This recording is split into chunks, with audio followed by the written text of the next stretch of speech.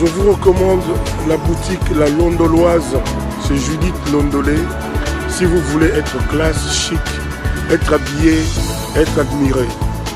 Parole de Mopao Mokonzi.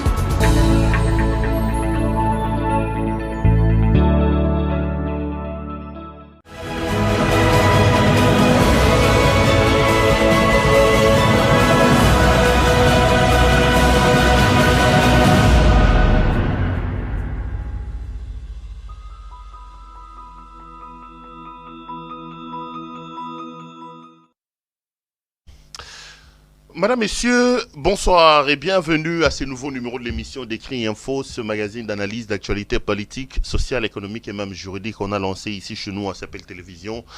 Des questions importantes qui retiennent l'actualité dans plusieurs domaines sont mises sur la table. Nous tentons de les décortiquer en leur donnant un sens, une forme et selon nous. C'est d'ailleurs pour ça que chaque soir ou chaque matin, quand on commence cette émission, nous avons l'habitude de dire que le Décrit Info, c'est tout simplement le tempo de l'actualité selon notre feeling. Ça veut dire notre manière à nous de voir les choses, notre manière à nous de les ressentir et notre manière à nous de les exprimer. L'Écrit Info est un magazine d'opinion dans lequel moi, Claude Perrault-Loara, je dis regardez, il y a ça dans le pays, par rapport à ça, voici ce que moi, monsieur Claude Perrault-Loara, je pense. Je viens donc justement ici donner mon argument, donner mon point de vue par rapport à la situation de mon pays, par rapport à une question donnée d'actualité, parce que je suis friand des démocraties, je suis foncièrement attaché à la démocratie, et je crois qu'on ne peut pas parler des démocraties si les libertés, et que ce soit les libertés d'opinion, que ce soit les libertés d'expression ou les libertés de manifester sont brimées, sont bafouées. La démocratie a entre autres comme pilier majeur, c'est aussi la température de regarder comment est-ce que les contradictions sont acceptées par ceux qui sont au pouvoir, comment est-ce que les divergences sont assimilées, sont tolérées par ceux qui sont au pouvoir.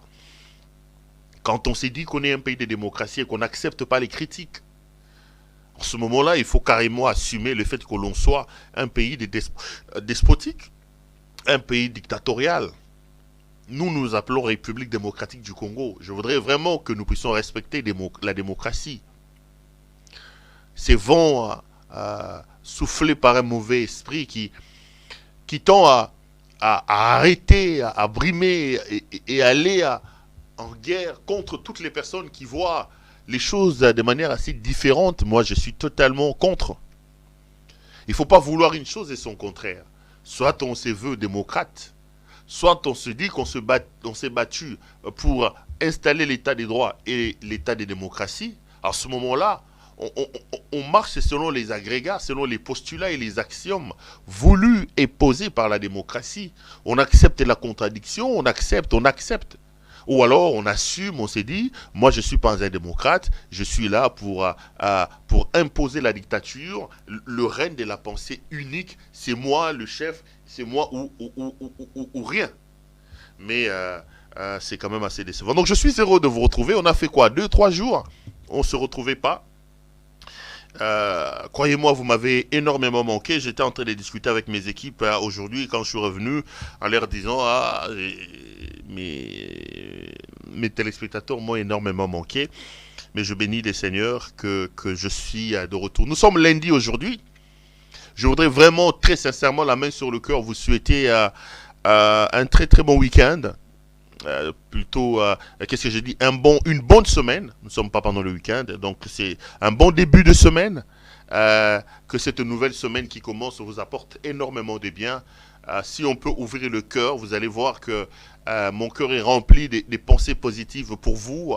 Je voudrais vraiment vous envoyer des ondes positives, vous amener à croire à l'avenir. C'est vrai qu'il y a des difficultés, il y a des problèmes, mais les grands hommes se découvrent souvent quand ils arrivent à escamoter les problèmes.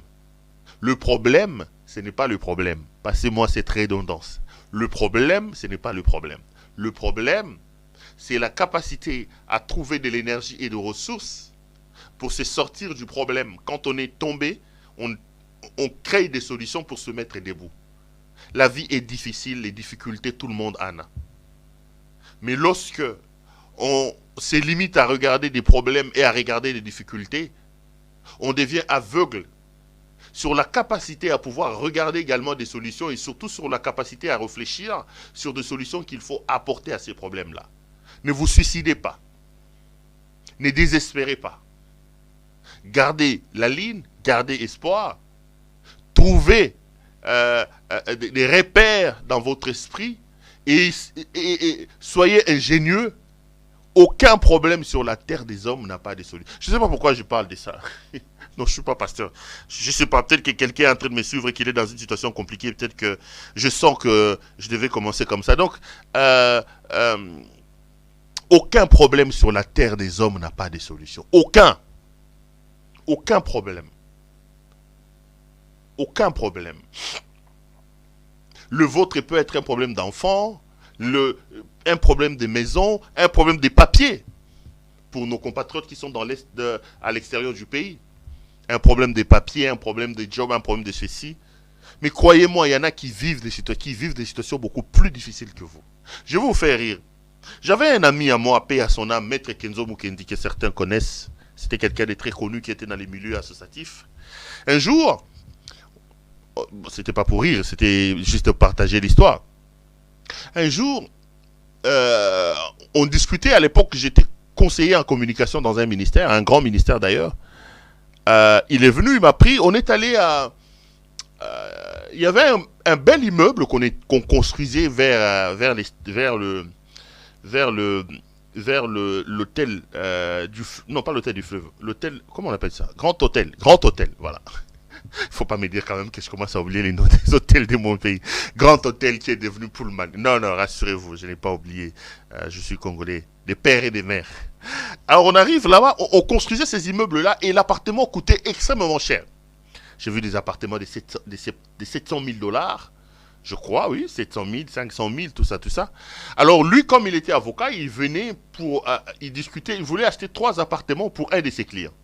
C'était un de ses clients qui était friqué, qui voulait acheter 3 appartements. Alors quand je fais les comptes avec lui, on était à plus de 2 millions de $. Alors moi je lui dis, non mais pourquoi un appartement de 3 chambres, 4 chambres, tu vas l'acheter aussi cher? Tu sais mon cher, si tu mets 700 000 $, tu peux acheter une belle parcelle, tu construis, tout ça. Et en fait j'avais l'impression que le gars rejetait l'argent. Après, on est parti, on s'est retrouvé quelque part, on a mangé. Quand on a fini, moi j'ai payé, je me rappelle. J'ai sorti un truc comme 120 $ ou quelque chose comme ça, j'ai dit je paye. Mais là, à ce moment-là, mon ami voulait m'enseigner quelque chose. Il m'a dit, tu vois, Péro, la vie, elle est faite comme ça. J'entre dans la voiture, on arrive. À l'époque, il habitait Lemba, je crois. Oui, Lemba, c'était un notable de Lemba. On descend, dans mon maman avocat. Alors il sort 10 $, il donne à cette maman-là. La maman était toute contente parce que tout le temps, il y a marchandise, il y a un avocat, il y a ceux qui... Capital, là, il y a 7 $. Tant il y a payé 10 $, c'est payé. Maintenant, il m'enseigne, il me dit, tu vois, toi, tu viens d'un restaurant, tu as dépensé autant. Mais regarde, si on dit à cette maman ici que toi, tu as dépensé autant pour ton resto, elle sera étonnée. De même que toi, tu t'es étonné quand je t'ai dit que celui-là va acheter un appartement à 700 000. En fait, la vie est stratifiée comme ça. Il faut avoir la capacité seulement de trouver le bonheur dans la stratification où l'on est. Et quelle que soit la stratification ou la catégorie dans laquelle on est, il ne faut jamais se borner à se limiter là. Il faut toujours avoir une vision de l'aigle et travailler pour aller au-delà. Bana ba pauvre ba koma ba riche. Ba to ba tambola ba kolo ba koma na ba sapato ba tambola ba kolo ba soma ba mituka. Alors il m'a donné une leçon qui... Ah oui, quand je suis rentré à la maison, j'ai réfléchi, j'ai dit, c'est comme ça. Donc, ça ne sert à rien de perdre espoir. Le pays vit des situations très compliquées. Aujourd'hui, il y a une dictature qui s'installe dans notre pays. On vit des situations très compliquées, mais ça ne sert à rien de désespérer. Il faut qu'on reste debout, il faut qu'on travaille, il faut croire en soi. Bon, écoute, je suis pas moraliste. Je reviens à mon sujet. Je disais que j'étais très très content d'être là avec vous. Je voulais donc vous souhaiter une très bonne semaine. À vous tous, à vos familles, à vos amis, à vos entreprises. Et mon vœu est que vraiment que cette semaine vous apporte plein de bonnes choses. J'espère que on fera des bonnes choses, on aura des bonnes analyses, on fera route ensemble comme on a l'habitude de le faire. Avant de commencer cette émission, laissez-moi vous demander les 3 choses que j'ai l'habitude de vous demander. la première des choses que je vais vous demander, s'il vous plaît, allez vous abonner. Abonnez-vous sur toutes nos plateformes. Nous sommes sur YouTube, regardez. Si vous regardez avec vos amis, si vous regardez avec vos membres des familles, rassurez-vous que les gens qui sont autour de vous se sont déjà abonnés sur notre chaîne. Deuxièmement, s'il vous plaît, likez la vidéo et partagez-la. Il faut aimer cette vidéo et la partager, je vous l'ai dit et je le répète. C'est un geste simple et banal, mais qui peut vraiment nous protéger au cas où il y a des actes de malfaisance, des gens qui n'aiment pas qu'on leur dise la vérité. Votre like, votre partage peut protéger la chaîne et peut protéger le travail que nous faisons.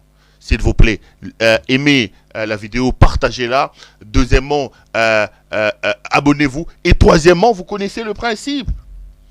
Notre amie Judith Londolé Betoko. Judith Londolé Betoko. Mama Betoko Betokos. Judith Londolé Betoko Molati c'est qui toko bilamba qui toko yemoko qui toko. Judith Londolé Betoko Molati c'est qui toko bilamba qui toko yemoko qui toko. Il y a un spectateur qui m'a appelé qui dit Pero Mikolo tout le monde a aussi ma veste était le veste ma veste ne ont manqué biso. Non mais parce que je le veux un peu. Peut-être que demain je vais vous expliquer pourquoi j'aime plus les vestes. Non, c'est parce que j'ai décidé souvent maintenant d'être... Non, il y a une très bonne raison. Il y a une très très bonne raison pour laquelle c'est pas par manque de respect à vous. Hein. Je sais que vous saviez que j'étais tout le temps en veste et cravate, mais il y a une très bonne raison. Un jour, je vais le partager ici pour lequel vous me voyez maintenant souvent à Lacoste ou à ceci. C'est pas par manque de respect ou par manque de veste. Non, il y a une très très bonne raison. On en parlera un jour. Quand ce que j'attends se réalisera. Vous savez que je suis amical, je suis direct avec vous, je vous dirai. Donc pour le moment, supportez-moi comme ça avec mes t-shirts, supportez-moi comme ça avec mes chemises, ma veste et ali. Soza pour sa veste, oza moi si. Ozana Mobali, Ozana Papa, Ozana Leki, Ozana Nani. Tout ce qui concerne l'habillement homme n'a qu'une seule adresse. Contactez notre amie Judith Londolé Betoko. Elle vend des très très belles vestes, chemises, cinglés, t-shirt. Tout ce qui concerne l'habillement homme n'a qu'une seule adresse. N'a pas montre.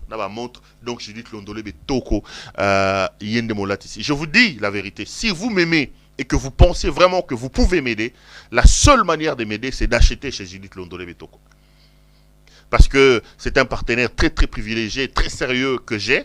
Et quand vous achetez, moi j'ai des retombées et ça me permet de continuer à vous servir. Et moi ça me fait énormément plaisir. Donc regardez son numéro au début de cette émission et à la fin de cette émission. Donc les spots qui est là-bas. Et puis commander ma veste et pas Judith Londolé Betoko en passant t-shirt on a là il peut m'talati singango donc eza pembe so se paye lango okokipe ko commander ango pas mutuna biso il y a dedans Judith Londolé Betoko Betokos molati siki toko bilamba ki toko yemoko ki toko. Voilà les amis. Je suis venu aujourd'hui pour qu'on parle encore un peu de la situation sécuritaire dans l'Est de la République. Et de ce que moi je considère comme une sorte de naïveté qui certainement va porter le coup à la République et qui certainement ne va pas beaucoup à nous aider. Je reviendrai sur la sécurité dans l'Est de la République. Je parlerai je reviendrai un peu sur la visite de Blinken avec le propos qu'il a tenu au Rwanda et voilà, en 2, 3, 4 choses. Je parlerai aussi d'autres questions importantes, notamment les bilans et la situation en République démocratique du Congo. Est-ce qu'il faut que je parle de la situation dans l'Est de la République? Non. Je réserve l'écrit d'aujourd'hui à la situation à l'Est de la République, donc ça ne sert à rien que je commence aujourd'hui encore à vous dire, vous voyez ce qui se passe dans l'Est de la République. Non, comme on parle exclusivement de la situation de l'Est de la République, je ne voudrais pas en parler. J'ai vu un débat à la télévision, j'ai vu quelqu'un expliquer que la République s'est portée bien. Il a notamment noté le fait que les réserves d'échange étaient aujourd'hui de 4 milliards de dollars américains, que les budgets de l'État étaient aujourd'hui de 10 milliards de dollars américains. Il dit, on ne peut pas dire des normes comme ça qu'il est incompétent. Quand il est venu, il a trouvé des enseignants à autant. Les amis, je vois ces discours-là se répandre de plus en plus à travers les chaînes de télévision et à travers les réseaux sociaux. Regardez ce que le régime et le pouvoir est en train de faire pour nous berner. Pendant 4 ans, M. Tshisekedi n'était pas là où on l'attendait. M. Tshisekedi n'a pas fait ce qu'on l'attendait. D'ailleurs, aujourd'hui on nous reproche, on nous dit, vous dites du président de la République qu'il n'a rien fait. Vous voyez tout en noir. Moi je réponds toujours aux gens, je dis non. Le premier à avoir établi un constat d'échec patent de son régime, c'est le président Tshisekedi lui-même. Rappelez-vous lorsqu'il tient son discours de 6 minutes, le discours qui a occasionné la rupture avec Kabila.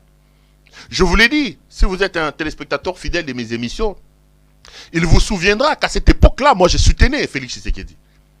Moi j'étais pour la rupture. Parce que je considérais anormal que Tshisekedi qui est issu, non, je veux dire, il était, parce qu'à mon point de vue aujourd'hui, Tshisekedi s'est éloigné des réalités, s'est éloigné de l'école et de l'idéologie de son père. À cette époque-là, moi, qui considérais Tshisekedi comme ayant l'ADN d'Etienne Tshisekedi Wamulumba, c'est parti politique de l'UDPS qui a porté nos espoirs pendant plus de 35 ans, 36 ans, 37 ans. Je trouvais assez anormal que Tshisekedi puisse convoler à noces avec un Kabila qui lui était le symbole du désamour et du désaveu des Congolais. Qui Kabila à cette époque-là portait la responsabilité. C'était un peu un homme sur qui nous tous on avait jeté de l'anathème. Non pas parce qu'on n'avait pas raison, non. Dans sa manière de gouverner, il y a eu beaucoup de failles. Il y a eu beaucoup de failles. Mais je l'ai dit toujours, Kabila a la chance aujourd'hui d'avoir fait une remise et reprise civilisée du pouvoir. Il a permis à la République de vivre l'alternance. Et la chance de Kabila aujourd'hui, c'est qu'il a quelqu'un avec qui on peut le comparer. Si Kabila était le diable hier, sa malchance était que c'était lui seul qui était sur la rampe des critiques. On n'avait pas un autre référent sur lequel on pouvait se baser pour faire le distinguo entre Kabila. Aujourd'hui, Kabila est en train de perdre les statuts du diable dans les yeux des Congolais à cause de la mauvaise gouvernance du pouvoir actuel. Et comme un prophète à cette époque-là, si vous vous souvenez, je disais au président de la République, Félix Antoine Tshisekedi, Monsieur le Président, moi personnellement, je vous soutiens dans la logique de vous débarrasser de Kabila, de vous séparer de Kabila. Mais il faut faire très attention. Il faut éviter que l'union sacrée que vous mettez en place devienne une histoire de fourre-tout, où vous prenez des gens comme n'importe comment. Non, il faut établir la frontière entre les antivaleurs, des choses que les peuples a décriées auprès de Kabila, et la vision que vous voulez apporter. Si vous voulez que le Congolais continue à croire en vous, Monsieur le Président, établissez les frontières, les barrières. Ne prenez pas les gens n'importe comment. Passez par un lavage des cerveaux. À l'époque, moi, je parlais d'un formatage. Malheureusement, M. Tshisekedi a raté cela. Et la gouvernance, ça pose tellement de problèmes qu'aujourd'hui, quand on regarde ce que fait Tshisekedi et ce que fait Kabila, on n'a pas peur de dire qu'il vaut mieux Kabila que Tshisekedi. Dans beaucoup de choses. Kabila, on peut tout lui reprocher, mais l'État était habillé. Kabila avait le sens de l'État. Kabila avait le sens de l'État. Aujourd'hui, l'État est dans la rue. Les gens ne comprennent plus qu'est-ce qu'on attend par un président de la République. La fonction du chef de l'État a perdu de son aura, de ses auras. Le président est devenu quelqu'un qu'on invite partout, même dans les Maléwa. Regardez sa dernière visite des chantiers, il a fini dans un Ganda. Le président est dans tous les anniversaires. Vous organisez un petit anniversaire, vous l'appelez, il est là. Il est dans tous les matanga. Le président est dans tous les mariages. Chaque samedi, vous l'invitez, il est là. Non. Le président n'est pas humain. Non, le président c'est un homme comme tous les autres. Mais il est président de la République. C'est pas un Congolais lambda. Sur ses épaules, on repose l'espoir de tout un peuple et de toute une nation. Quand on est président de la République, on est désormais un homme mis à part. Donc avec Kabila, l'État avait un sens. Mais là, l'État n'a plus de sens. L'État n'a plus de sens. Donc la chance de Kabila que le Congolais n'ont peut-être pas connu ou ont beaucoup critiqué, c'est d'avoir cédé le pouvoir à un régime qui, comme gouvernance, met sur la place publique l'incompétence, la jouissance et les détournements. Du coup, les gens commencent à se dire Kabila était mieux que ça. Ça, c'est évident. Kabila est mieux que Tshisekedi. Ça, on ne peut pas. Je ne dis pas que Kabila était un bon président. Hein. J'ai dit beaucoup de choses sur Kabila, sur lesquelles je ne veux pas revenir. Mais quand je prends Tshisekedi, je prends Kabila. Kabila, c'est le moindre mal. Quand vous avez des opposants comme Franck Diongo que Kabila a envoyé en prison, qui fait les choses comme ça, il n'y a pas à discuter. Donc, quand on vous dit qu'il a réussi à doubler le réserve d'échange, si c'est à les tripler, quand on nous dit que le budget est aujourd'hui à 10 milliards, les amis, je vous ai toujours dit, qu'est-ce qu'il fait? Ayant échoué pendant 4 ans, M. Tshisekedi sait aujourd'hui qu'il y a un enjeu important qui vient demain. Et cet enjeu important, c'est les élections. Il faut colmater. Il faut rafistoler les choses. Là, on est dans une logique de prendre des projets de manière éparpillée. Et de venir dire aux Congolais, regardez aujourd'hui. Ils vous disent quoi? Ah, la gratuité de l'enseignement. Un échec patent, je peux le démontrer. D'abord, la gratuité n'est pas effective. Le président lui-même était à Tshikapa, il a parlé de la gratuité. On lui a dit qu'à Tshikapa, il n'y a pas de gratuité. C'est lui, pas moi. Le président est arrivé à Sankourou. Il a parlé de la gratuité. On lui a dit qu'il n'y avait pas de gratuité.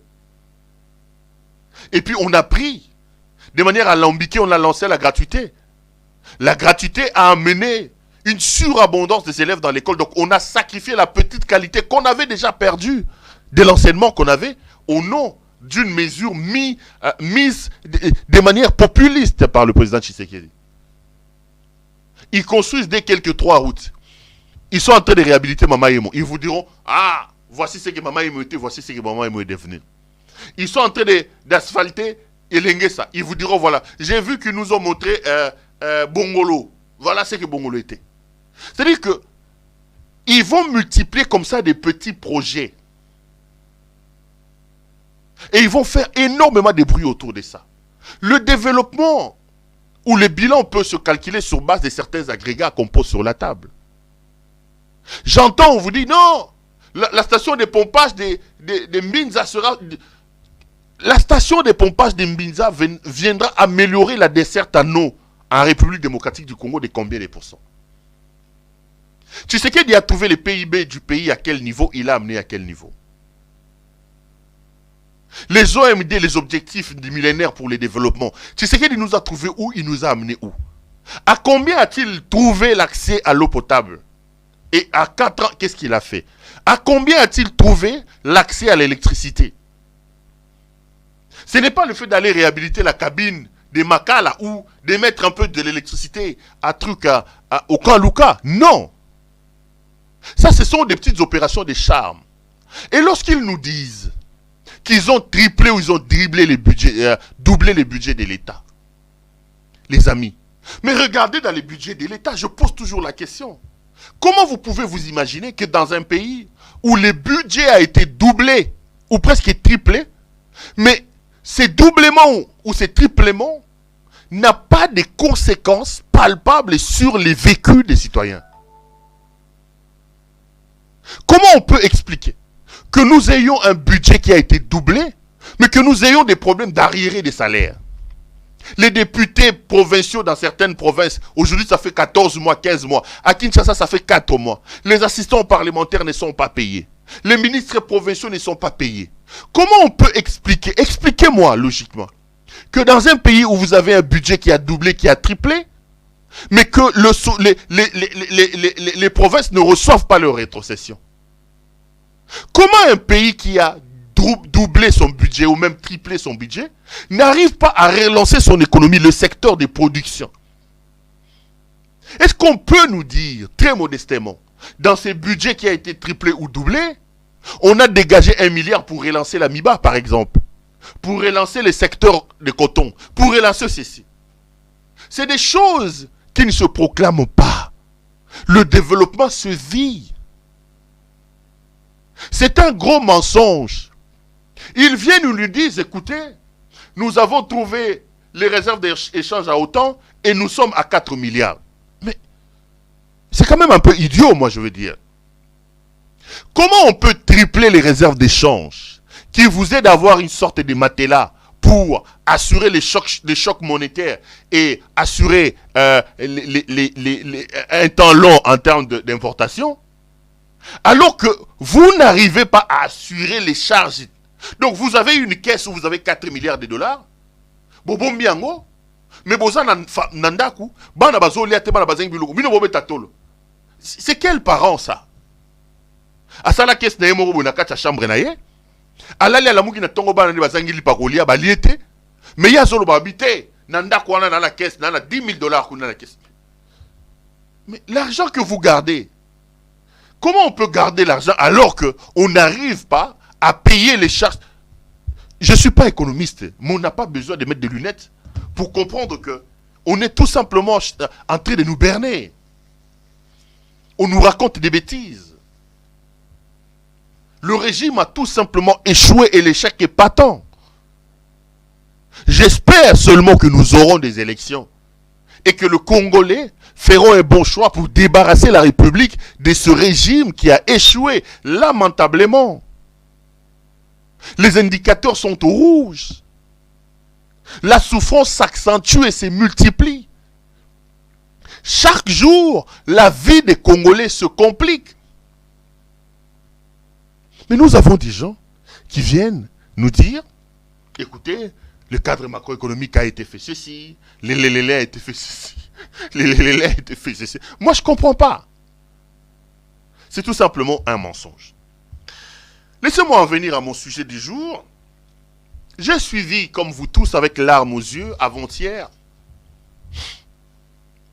Il y a eu fusillade à Butembo.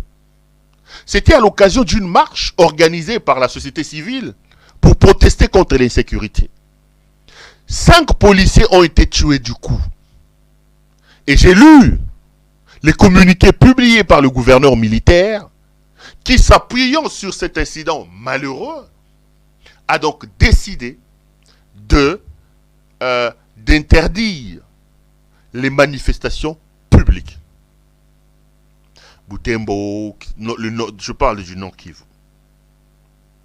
Mais ces événements-là interviennent quand? Ces événements interviennent 3-4 jours après une attaque dans la même ville de Butembo d'une prison où plus de 800 prisonniers ont réussi à s'évader et on a attribué ces attaques-là aux rebelles d'ADEF qui étaient venus attaquer la prison de Butembo pour libérer certains de leurs compères qui étaient arrêtés et qui étaient incarcérés dans cette prison-là. Et là, ce qui m'a fait mal, ce qui m'a fait très mal, c'est quand j'ai suivi le porte-parole de l'opération Soukola, je crois, qui expliquait que cette attaque a eu lieu, il y a eu environ 80 miliciens qui sont arrivés. Il dit qu'il y avait un problème d'effectifs.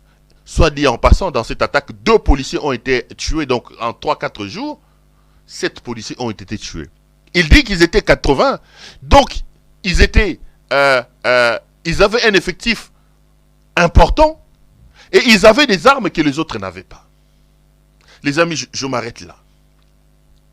Butembo est une ville de la province du Nord Kivu. Et ça fait plus d'une année que M. Tshisekedi a arrêté le bon fonctionnement des institutions dans cette partie de la République.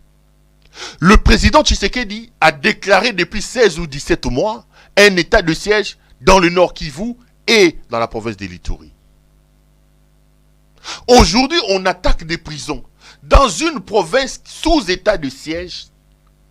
On vient nous expliquer qu'il y a eu un problème d'effectifs et il y a eu un problème d'armement. Comment on peut expliquer ça logiquement? L'état de siège, au fait, est un état d'exception. L'état de siège est un état pas d'urgence, c'est totalement différent. C'est un état d'exception qui appelle, qui signifie que l'État, se rendant compte des difficultés qu'il y a dans une partie de la République, a décidé de la mettre sous état de siège pour résoudre un problème. Et le cas échéant ici, le cas sous examen, nous parlons d'un problème de sécurité. Si Beni, si Butembo, si le Nord Kivu, qui est sous état de siège, a un problème d'effectif, à combien plus forte raison dans des zones où il n'y a pas d'état de siège? Comment on peut expliquer dans une ville sous état de siège, les gens sortent des brousses, ils arrivent à Butembo, qui est une ville, les amis. Je parle d'une ville. Parce que dans les attaques des ADF, on nous dit quoi? Ils attaquent dans des contrées lointaines, ils attaquent dans des camps reculés, ils sortent des fruits, plutôt des forêts, c'est des guérillas, c'est des miliciens, ils viennent, ils partent. Mais Butembo est une très grande ville, parmi les grandes villes de la province du Nord Kivu.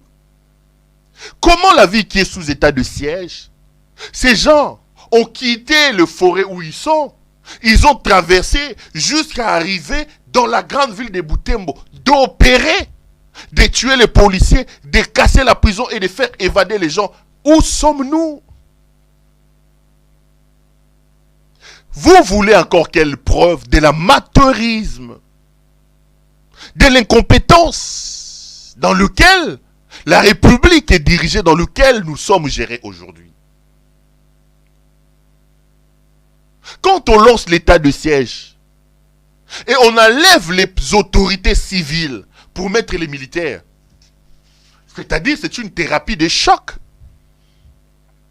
Aujourd'hui, tout nous ramène à dire qu'avant l'état de siège, c'est pire.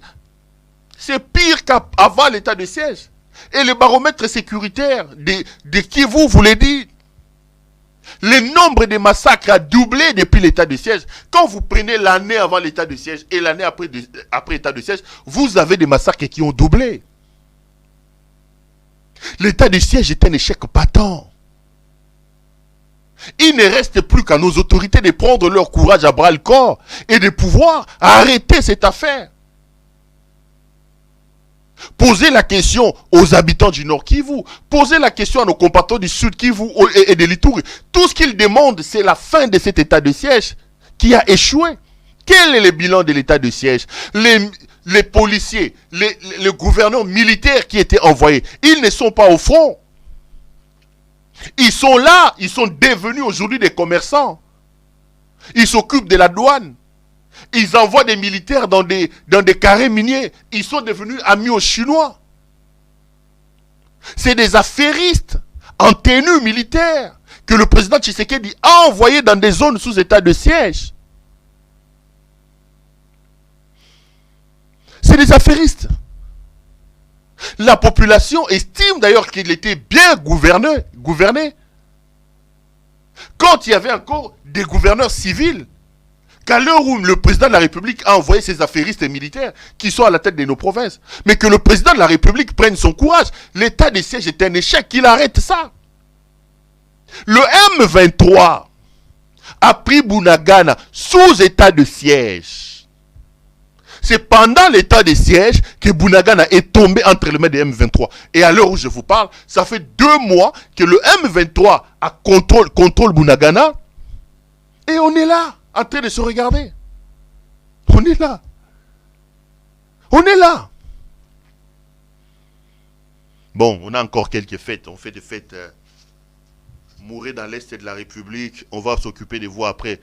On est encore dans les bruits. Comme disent les Quinois. Laissez d'abord les gens dans les bruits. C'est pathétique.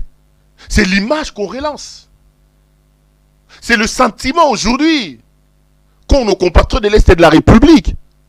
Que le massacre, la souffrance de ceux-là ne représente rien.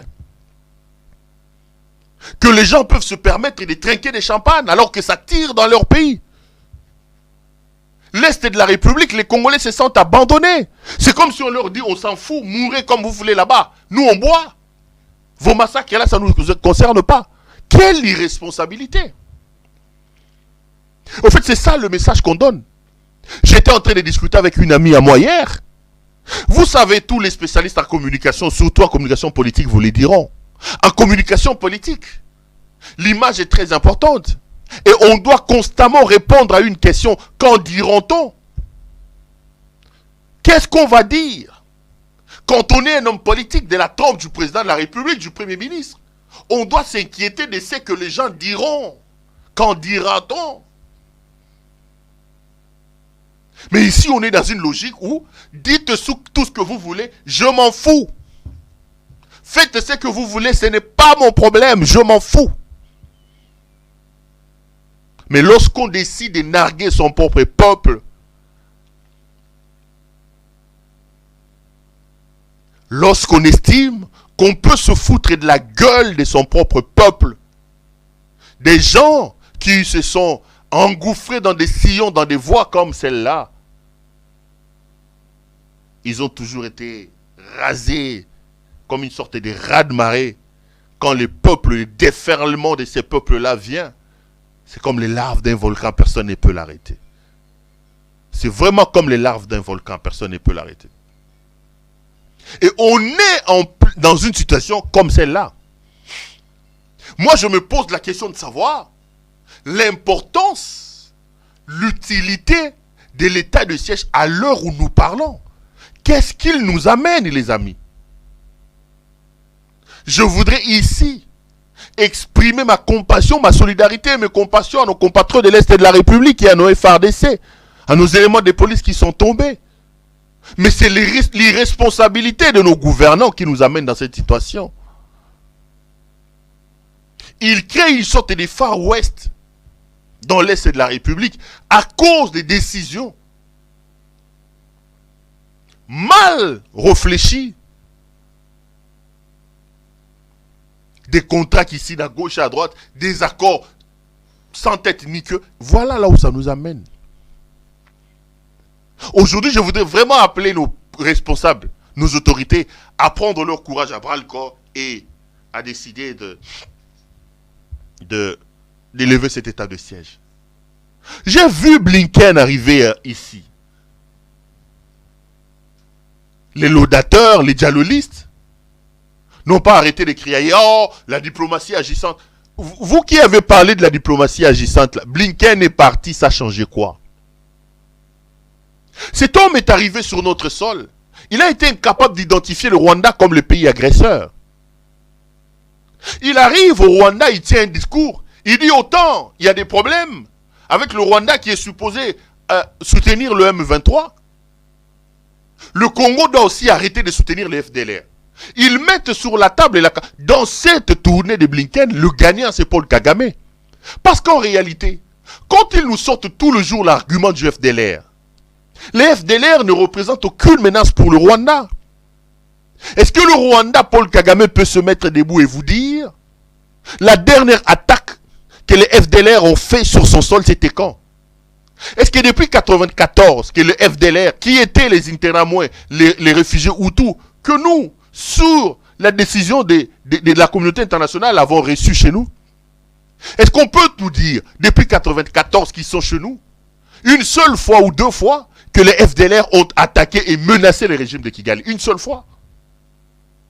Quand on dit arrêtez de soutenir les FDLR, en quoi les FDLR représentent-elles une menace contre le Rwanda? Comment Blinken peut-il mettre la question du M23 sur la même table, au même diapason que le FDLR? Le M23 sont chez nous. Les M23 occupent chez nous. Il y a des gens qui meurent. Ils installent leur administration. Ils nous font la guerre. Comment peut-on comparer la situation des FDLR avec la situation des M23? Les FDLR occupent quelle localité au Rwanda? Le FDLR ont fait quelle attaque au Rwanda? Et ceux qui disent que la diplomatie à la Tshisekedi est une diplomatie agissante, je vous pose la question. Elle agit où cette diplomatie de voyage, qu'on voyage comme ça, on part à gauche, à droite, on revient, on descend, on remonte? Elle agit où? Quand on met la question, et il vous dit, Blinken, que nous allons accompagner le processus de Nairobi et le processus de l'Angola. Mais ça, c'est un penalty qu'on donne à Paul Kagame. Parce que ces processus-là nous amènent, au fait, à courber les chines devant le Rwanda. Qu'est-ce qu'ils nous disent? Ils disent qu'il faut négocier avec le M23. Le président Tshisekedi les a présentés comme les terroristes. Et le Congo, on est en train de nous imposer à pouvoir discuter avec les terroristes.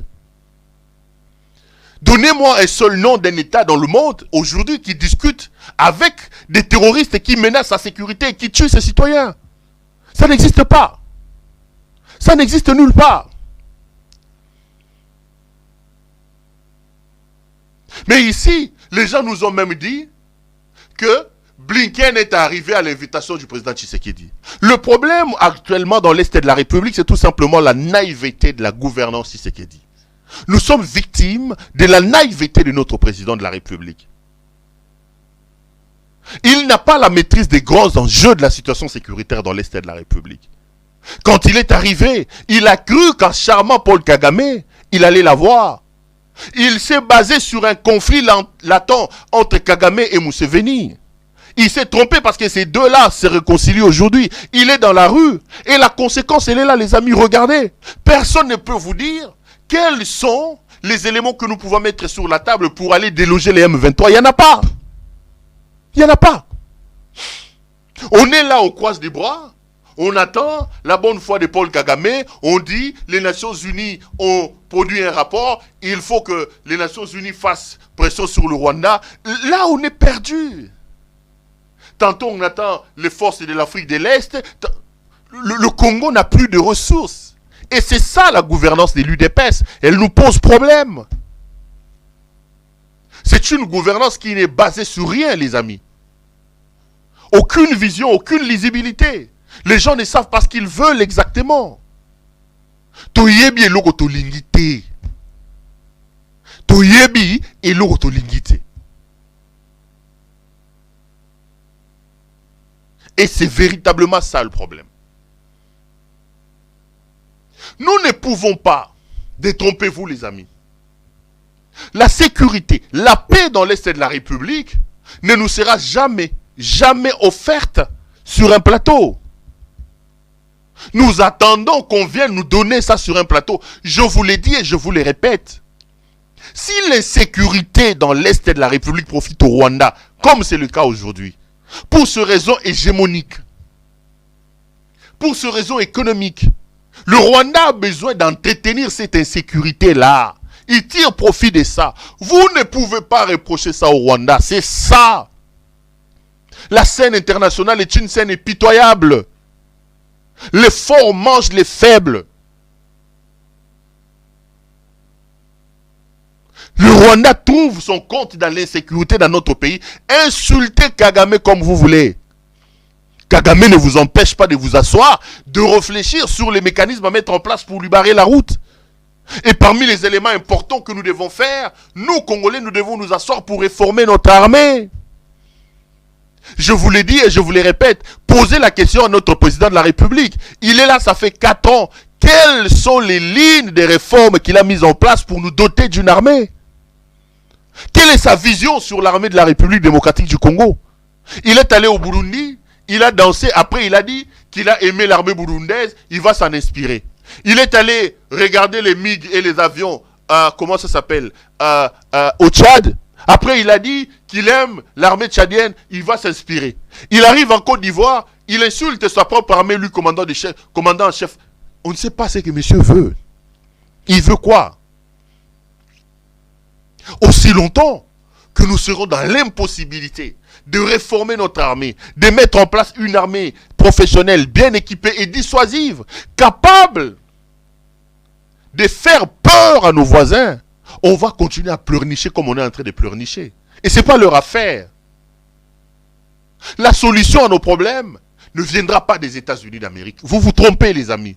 Si c'est la vision, c'est ça justement que j'appelle la naïveté du président Tshisekedi.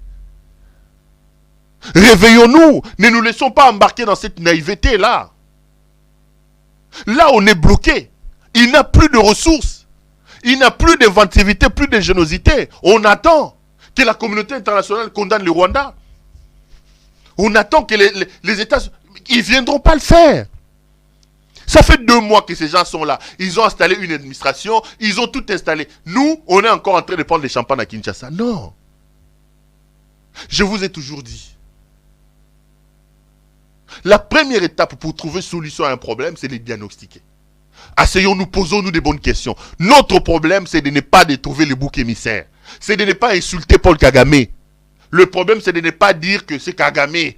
Non. Le problème, c'est que nous nous asseyons, que nous nous regardons nous-mêmes. On n'est pas sérieux. On n'a pas de dirigeants capables de prendre des décisions qu'il faille. On n'est pas sérieux. Nos autorités sont ailleurs que là où elles devaient être. On ne réfléchit pas comme on devait réfléchir pour apporter des solutions idoines à nos problèmes. Et quand on ne se pose pas de vraies questions pour poser des diagnostics valables par rapport à la maladie dans laquelle on est, la maladie dont on souffre, on ne peut pas. On ne peut pas avoir une sorte de thérapie à même de guérir la maladie.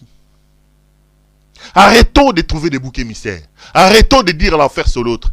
Asseyons-nous et posons-nous les bonnes questions. La solution à nos problèmes, ce n'est pas les Rwandais. Ce n'est pas Kagame. Ce n'est pas les États-Unis. C'est nous-mêmes. Stoppons un peu la jouissance. Malheureusement, je ne suis pas naïf. Je sais qu'ils baignent dans ça. Ils aiment ça. Donc, peut-être, attendons 2023 pour qu'ils débarrassent les planchers. Peut-être que Dieu va nous envoyer quelqu'un d'autre qui aura une vision pour ce pays et qui peut nous aider à nous remettre de cette honte dans laquelle le régime de l'UDPS nous a plongé. L'émission est terminée. Merci à vous de nous avoir suivis. Une fois de plus, bonne semaine à vous. Je voudrais saluer quelqu'un à partir de Munich. Il me regarde à Munich. Georges Ganou. Petit Nangaï Georges Ganou. Bonsoir à toi. Et El Chanto. Vous êtes à Munich. Tous les produits exotiques. Ongolia Makayabu. Ongolia Ndakala. Ongolia Saint-Samat et Mele. Beta tourne à Munich, on a le restaurant El Chanto. Boutique El Chanto, vous avez tous les produits exotiques là-bas. Les Congolais de Munich, les Congolais des villes. Non, c'est une adresse dans l'adresse. Donc vous pouvez aller manger les foufous là-bas, vous pouvez aller manger les bitos là-bas, vous pouvez même acheter tous les produits exotiques. El Chanto à Munich. Georges Ganou, je vous salue. PC Langapé El Chanto Mbotebele. Tokutani Lobby. Allez. Bonsoir chez vous.